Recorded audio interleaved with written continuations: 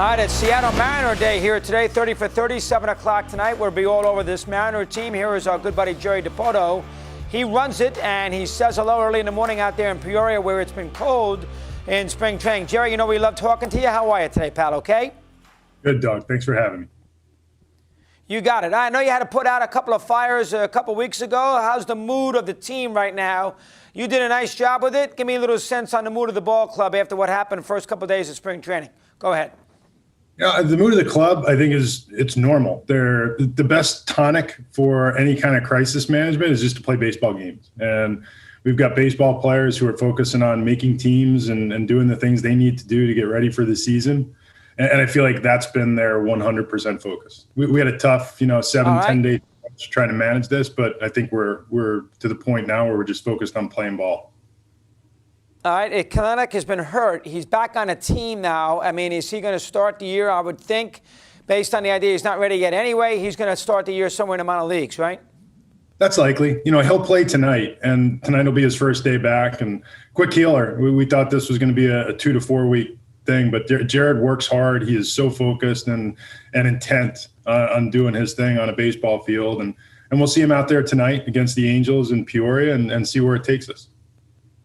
All right, that's number one. I would think Seager's motivated, right? I mean, everybody knocking him. Last year of a deal, I'd expect to get a big year out of your third baseman. Jerry, thoughts there? I've always described Kyle this way. He's like the baseball metronome. You can push really hard on the pencil what Kyle Seager's going to do. And, getting to know him over these last 5 or 6 years and appreciate what he does every day, I don't think he needs any extra motivation. He just shows up and does his job. And it's a productive, two-sided player. He plays good defense. He drives in runs. He's been such a steady force for all his years in Seattle, and I really don't think he needed any extra fire. But he's having a wonderful spring, as good as he's ever looked at this time of year, and I'm really excited for what he'll do. No, I mean, if he needed the fire, he got it, so that's good for there. All right, how about the whole thing with Paxton? How's his health? We all know if he stays healthy, he's good. You brought him back at $8.5 million. How's he looked in spring training so far? Does he make is he ready to go first week of the season as far as the rotation goes, Jerry? Yeah, Pax has been throwing all his outings in B games. We've been doing morning work with James. Injuries, no issue at all. So, he's the fact that you haven't seen him in an A game has nothing to do with his physical health. He's looked great since the day he got in. Physically, he's in better shape than I think I've ever seen him. He's pretty focused. Fastball's been up into the 95, 96 range, and he's stretched out now to 3-4 inning increments. He'll throw again, I believe, on Saturday or Sunday. And, fingers crossed. He looks great. We anticipate he'll take one of the first 3 starts of the season. All right, Kyle Lewis, you're a rookie of the year out there in the outfield. I mean, you don't want to put too much pressure on him, but you love what you saw last year. Hopefully no sophomore jinxes. Thoughts with him? I don't think you'll see too much turbulence with Kyle. He's such a well-grounded player and person. He's had a really nice spring training, and he's just as steady as they come. But the talent is super. You don't really see Kyle pull the ball all that much, which is such a unique thing for a power hitter at this young in his career. He hits in the middle of the field to the off-field side. It's big power to right center field. He takes his walks, and the most encouraging thing for us, outside of just how quickly he's acclimated to the big leagues, is the quality and consistency of his approach every day. He doesn't waver, and I think that's going to allow him to avoid a lot of those ups and downs that do go with your sophomore year. All right, Evan White, we all know he can field. Now we got to get him to hit a little better than 176. Had power, but didn't like the batting average. Give me some thoughts with him on his second year. Go ahead. Evan, talented young guy, and we knew last year going in that it was going to be a challenge for him offensively to catch up quickly. And he got in a slump early, and he let it it got him, and he started to let it roll. But the approach never wavered. He swung at the right pitches. He hit the ball very hard, and we saw stretches of time where we saw what Evan can be when all of those things are clicking. And the package is there for him to be a multi-dimensional impact player on a major league team, and we think that's going to happen. Nobody works harder. He's a wonderful young guy who we think is going to take off. And we believe it'll be this year. He's again doing those same things, swinging at the right pitches and hitting the ball hard. And at some point, the result is going to catch up with the process, because his process has been really. Good to hear that. Is the team, you've built up this farm system, which was terrible before you got there. Is the team, in your eyes, Jerry, now and in the future, are they a little better off pitching-wise? Or I would assume, because of those two kids in the minor leagues, a little better off positional-wise. Where do you stand there? I think we're pretty well balanced. We're a little light in the infield, in terms of depth and some of the young players coming through our system.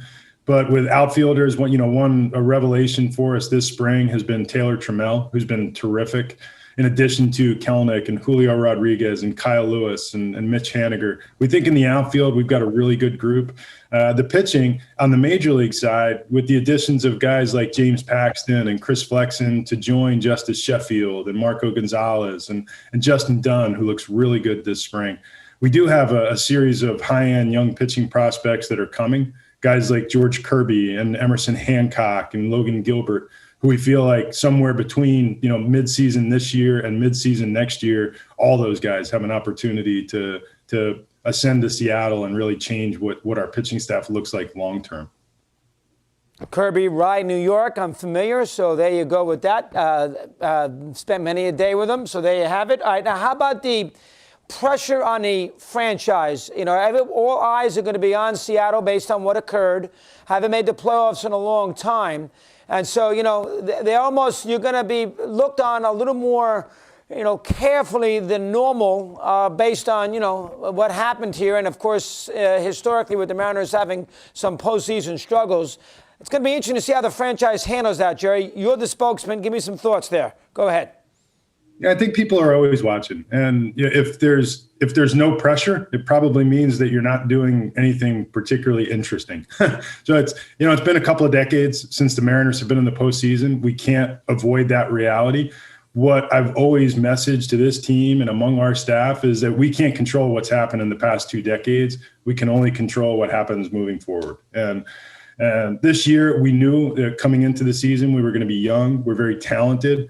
And we feel like young, talented teams tend to gel quicker than most people think they will. And our hope is that we're one of them. We have that young ability or that young talent with the ability to jump quick. And with some of the young bats that we have in this lineup, with the young arms I just discussed, and with the right ingredients in our bullpen, and that remains to be seen, we have a chance. We believe we're getting better, and we think the second half of this season really has a chance to be an exciting one. No, there you go. Good answer. Strange schedule. Last thing, Jared. Strange schedule. Open with the Giants. Then you go White Sox. Then you go to Minnesota and Baltimore. You don't play a lot of teams in your division right out of the gate, and you open with an NL team in interleague. Little odd. Thoughts there. Go ahead.